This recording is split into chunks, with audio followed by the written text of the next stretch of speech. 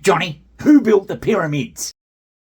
Well, we're still not sure about that, Johnny. It's one of the biggest bloody mysteries one could ever bloody Well, you're always going on about it. Scientists have been telling us for bloody 150 years who bloody built the pyramids, and you just keep going on about this bloody... Well, that's just part of the bloody problem that you've mentioned right there. 150 years. Now, what do you mean by that? Now, start thinking about this, Johnny. 150 years ago, the first blokes, and they were mainly blokes, who started looking at all the pyramids and how they were built and all this bloody big amazing mystery, that was before we had huge big cranes, it was before we had huge big concrete cutters, it was before we had fucking trucks, it was before we even had helicopters to get us to the bloody site. Well, they do, yeah, back then. So naturally, these blokes, these old guys back in 1870 or whatever,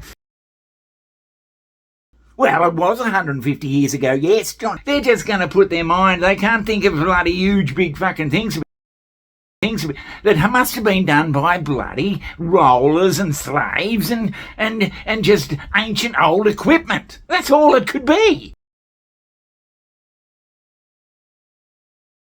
I wouldn't like bloody basing my whole bloody life on a fucking thing that turned out to be incorrect, Johnny.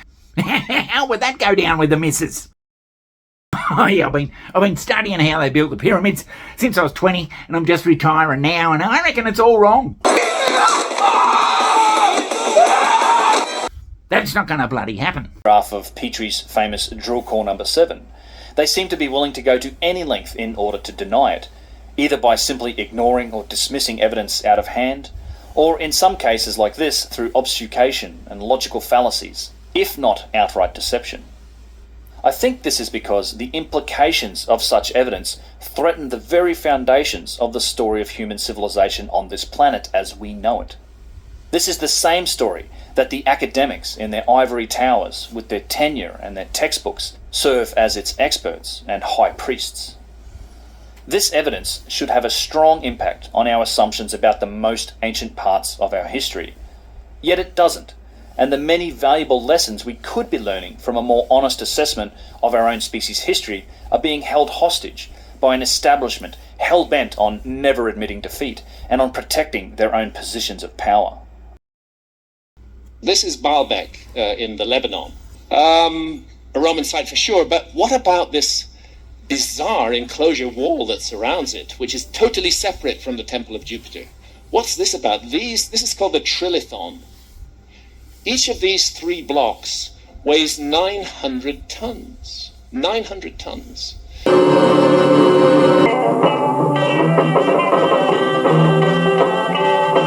And Saqqara, 61 kilometres, is not that great when compared with the distance required for shipping granite from Aswan. However, it was a considerable undertaking to quarry the hard stone and transport it to Giza. Besides this consideration, the complexity of installing a basalt pavement, which involved sawing and pounding the blocks into shape, must also be considered. This factor forces one to ask, why go to the additional trouble and expense of bringing basalt for paving Khufu's upper temple floor, rather than using local material, or even the bedrock? End quote. Why indeed? And why is there evidence on this basalt of far more than simple sawing or pounding? Hofmeyr does go on to speculate for a ceremonial religious purpose for the basalt pavements in his paper, but does not concern himself further with any analysis or investigation into how they were manufactured.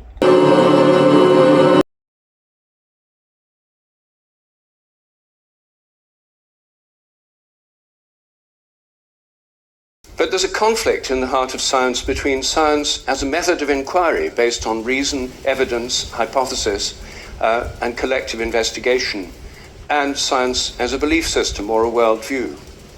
And unfortunately, the worldview aspect of science has come to inhibit and constrict the free inquiry, which is the very lifeblood of the scientific endeavour. So it's hard for indoctrinated science to get their head around another bloody theory. Jesus Christ! Just pretend we got some visitors from another world. What, like aliens?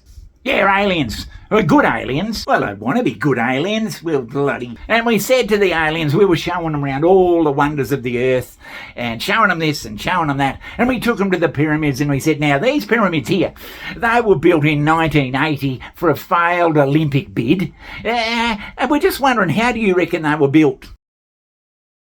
And, of course, the aliens, very knowledgeable, they were given a date. Well, yeah. So they're not going to go back and say, oh, well, it must have been done by rollers and funny old sailing boats and fucking copper chisels. And they'd start saying, well, you must have had a big Super Honda bloody crane to do it. And there must have been huge sort of bloody roadworks and all sorts of stuff. They'd see it in a modern vein because they're not inhibited by their bloody indoctrinated fucking brain of... Yeah. They're not inhibited by the indoctrination that everybody's gone through about the pyramids.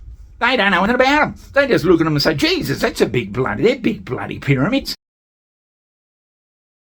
And they bloody knew what they were talking about.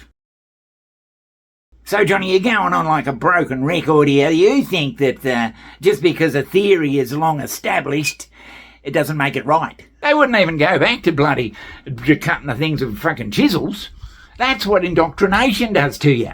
But, Johnny, we may never find the answers to all that. I reckon it was the Egyptians. Yeah, I'm on the right side of science.